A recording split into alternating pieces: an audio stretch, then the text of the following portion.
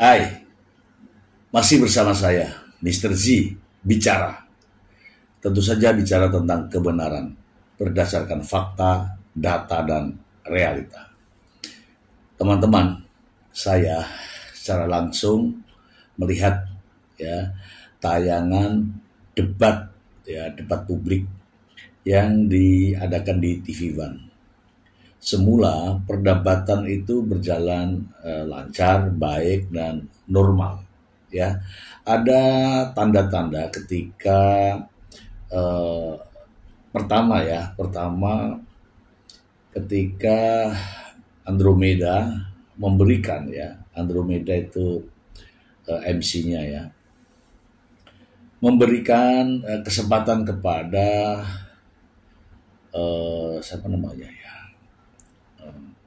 Sunan Kalijaga. Tapi anehnya ketika diberikan kesempatan, Sunan Kalijaga menolak Teman-teman mungkin tahu menolak dan memberikan kesempatan kepada Profesor Gayus Nah, kemudian pada kesempatan berikutnya, ini perdebatan ini menarik. Perdebatan sangat menarik karena dari judulnya saja sudah ekstrim kalau bahasa saya. Nikita Mirzani vs Jaksa. Padahal bukan itu Tapi tidak ada masalah karena itu hanya sebuah judul. Isi dari perdebatan adalah terkait dengan drama-drama yang terjadi dalam persidangan. Itu Kemudian beberapa pendapat saling saut menyaut Kemudian masih dalam koridor konteks. Tidak ada masalah dengan perdebatan tersebut. Namun setelah setelah waktu diberikan kembali kepada Sunan Kalijaga,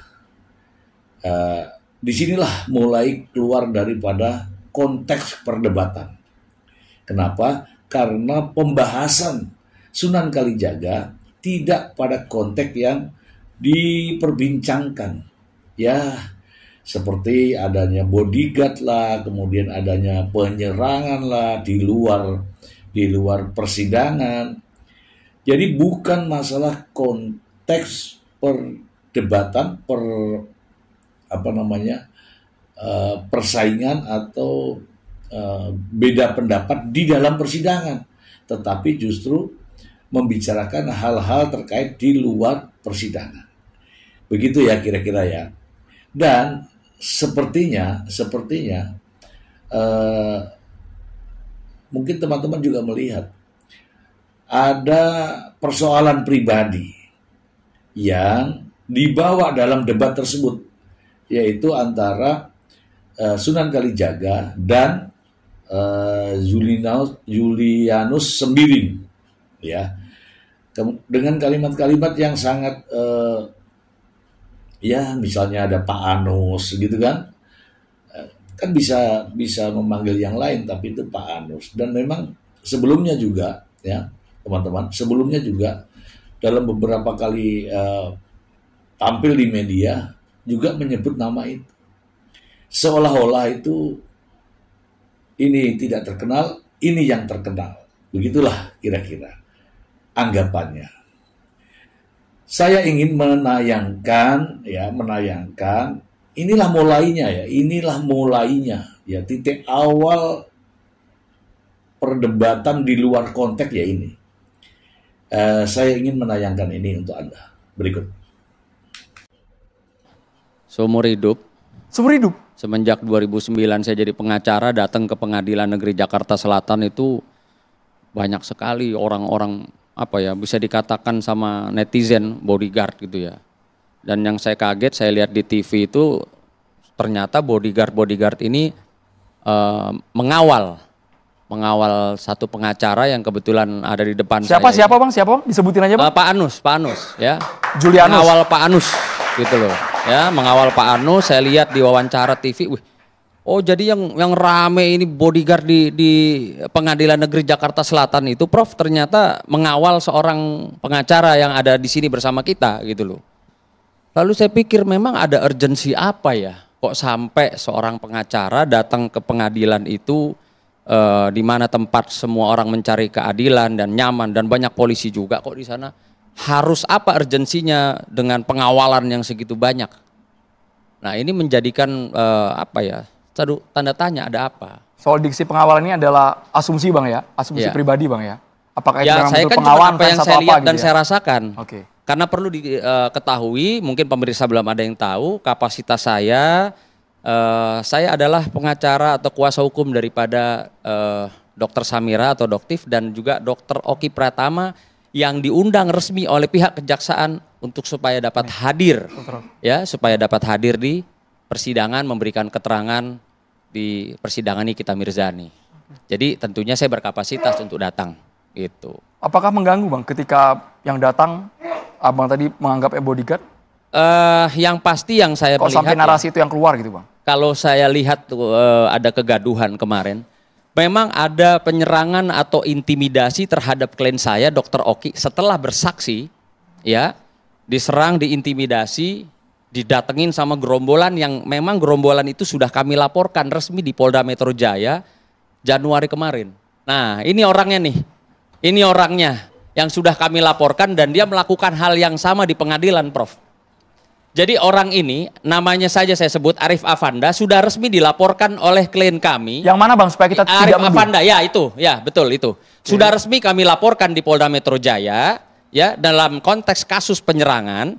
Lalu ketika saya mendampingi klien saya lagi, ya Dr. Oki, dia melakukan hal yang sama, penyerangan. Nah di sini saya lihat juga ada beberapa orang ya bodyguard yang mengawal dia, sehingga dia berani maju menyerang klien saya. Nah itu di situ dilihat ya. Abang ngamuk apa nih? Yang terucap kenapa? Saya bilang, tolong Anda jangan menyatakan sesuatu yang tidak benar.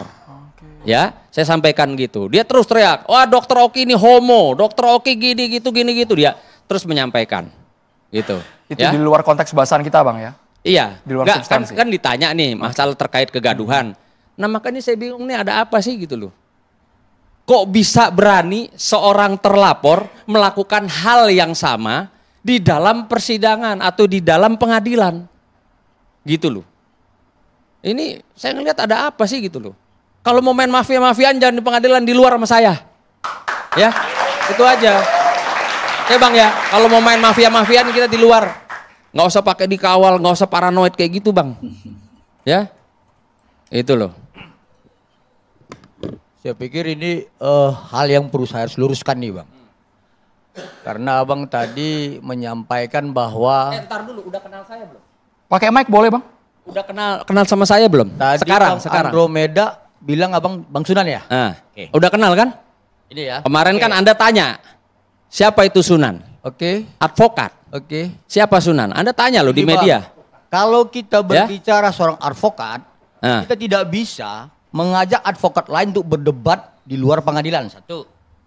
Kemudian, kalau perjumpaan kita hari ini adalah berdasarkan tentang Undang-Undang 40 tahun 99 di pasal 3 ayat 1. Enggak usah ngajarin undang-undang sama saya. Kita advokat. Ya.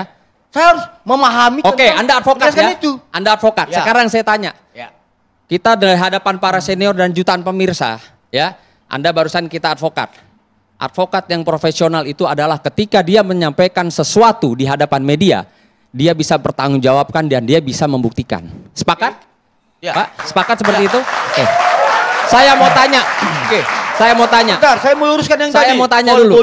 Bodyguard itu jangan menjadi framing, Bang. Bukan framing, itu fakta. Dilihat banyak orang, ya. Begini. Ya, Anda ada di tengah-tengah pengawalan banyak bodyguard. Itu fakta. Begini. Pengacara bicara fakta, jangan bicara yang lain. Abang jangan mendulukan seperti ya? itu. Gitu loh. Karena pada saat saya mendampingi klien saya di ruang saksi, dan kemudian saya keluar dari ruang saksi, ada beberapa orang yang kemudian menggiring dan mengamankan kami dalam ruang persidangan. Tetapi framingnya tidak boleh abang katakan, saya mengkhususkan diri saya untuk dikawal. Itu satu. Yang kedua, jangan abang katakan nanti, saya tidak sesuai fakta. Saya itu bersama klien saya dipanggil oleh jaksa penuntut umum untuk kemudian memberikan kesaksian sebagai saksi korban. Nah, kalau soal Panda, itu adalah minggu depannya. Jadi jangan abang memframing kembali bahwa saya itu memprovokasi dan kemudian membuat keributan. Ini saya meluruskan seperti itu. Oke, sekarang saya bertanya ya. Saya bertanya nih. Anda mengklaim diri Anda seorang advokat, betul? Dan Anda banyak saya lihat, ya baik itu roadshow maupun ditanya atau doorstop, Anda banyak bertemu dengan media, dengan wartawan, dan Anda menyampaikan sesuatu. Pertanyaan saya, kita sebagai seorang advokat yang profesional, sepakat bahwa kita sampaikan sesuatu apalagi di media, di hadapan ke publik adalah sesuatu yang benar, sesuai dengan fakta atau alat bukti yang Anda punya. Pertanyaan saya satu, tolong Anda buktikan, seperti apa yang Anda selalu gembar-gemborkan dari awal kasus ini, bahwa klien saya Dr. Oki adalah seorang sindikat. Tolong tunjukkan di hadapan kita saat ini, di jutaan pemirsa malam ini, punya data atau bukti atau putusan hukum yang otentik seperti apa yang menyatakan bahwa klien saya Dr. Oki Pratama adalah seorang sindikat. Karena sindikat itu yang Anda selalu suarakan di hadapan media itu sangat-sangat negatif. Ya, kita ketahui, Prof, mohon izin, sindikat itu konotasinya negatif. Ada sindikat narkoba, sindikat. Nah, teman-teman, inilah yang saya maksud di luar konteks. Jadi konteksnya adalah bagaimana menyikapi perdebatan Nikita Mirzani dengan jaksa di ruang sidang. Ya kan? Jadi sudah keluar konteks ini. Dengan pernyataan-pernyataan yang justru ya kita bisa ngukur ya, dari sini kita bisa ngukur orang ini seperti apa. Dan sepintas kita melihat bahwa ada sesuatu yang diungkapkan ya, seperti salah satu contoh nih, kalau mau main mafiaan bukan di sini, di luar. Loh, ini kemana arahnya? Namun demikian pengacara ini Pak Julianus Sembiring ini masih menanggapi dengan fokus ya, bahwa sesuai dengan aturan perundang-undangan disebutkan seperti itu, malah nyolot lagi, nggak usah ngajarin saya gitu kan.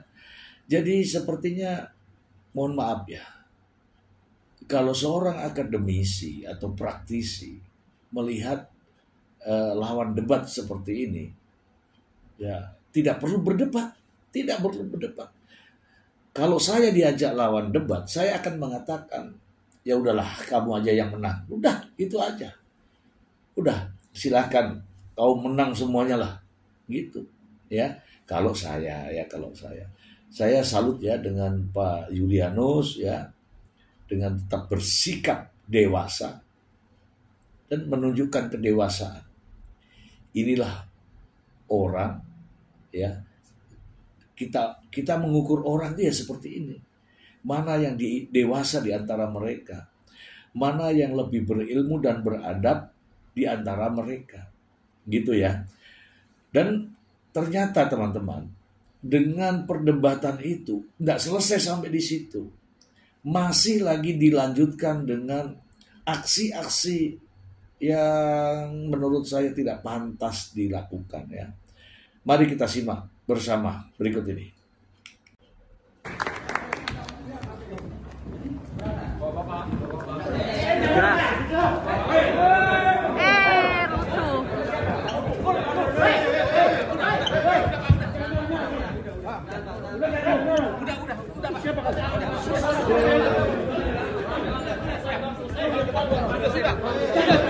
Sudah, yang lain keluar dulu.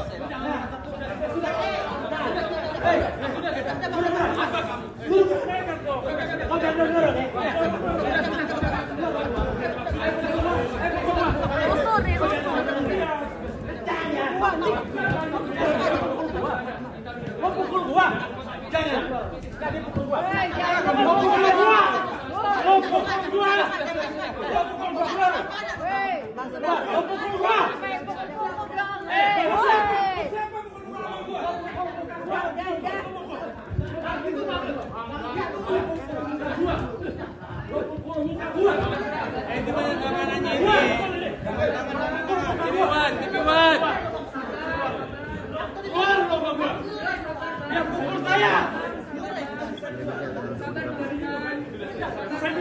Duluan. Aku. Dia pukul muka saya. Duluan. Dia pukul muka saya. Di luar aja.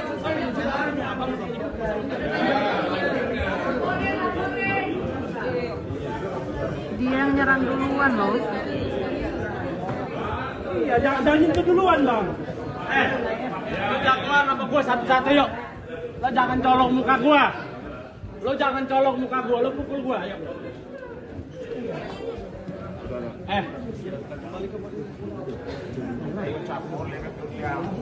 Enggak, dia pukul muka saya, dia tolong. Siapa dulu, ntar sama kita duluan. Siapa duluan? Kembali ke posisi.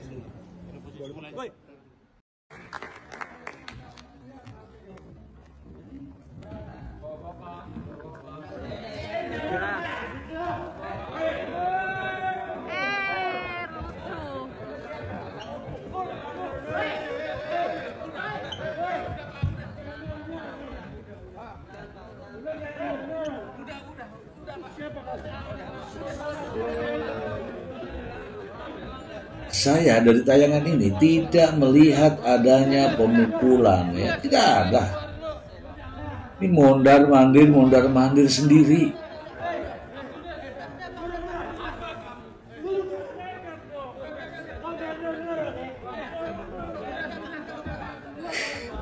Sampai katakan, lu pukul gue. Kemudian di belakang, lu colok gue. Yang mana? Coba lihat teman-teman ya. Ada nggak pemukulan? Ada nggak?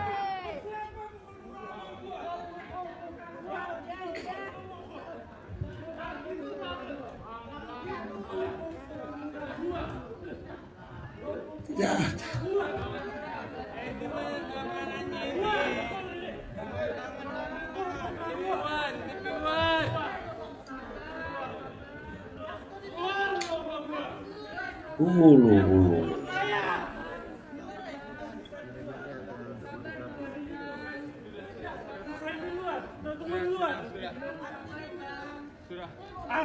Aku. Dia pukul muka saya. Duluan. Dia pukul muka saya. Tidak ada pemukulan.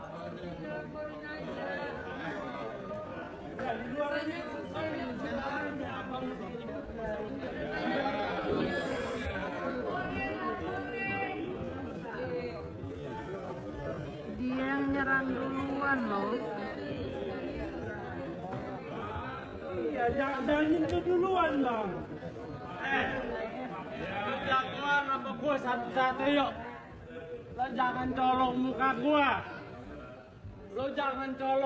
gue. Lo pukul gue. Ayo.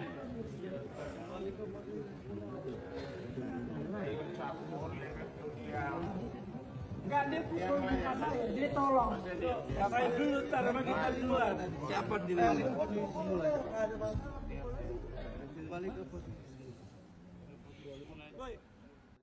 Dan saya yakin ya teman-teman ya, jaksa, hakim juga menonton acara ini. Pasti menonton. Disinilah melihat begitu banyak drama-drama yang diciptakan. Baik di ruang sidang, di luar ruangan sidang, di berbagai media, di stasiun televisi, semuanya drama.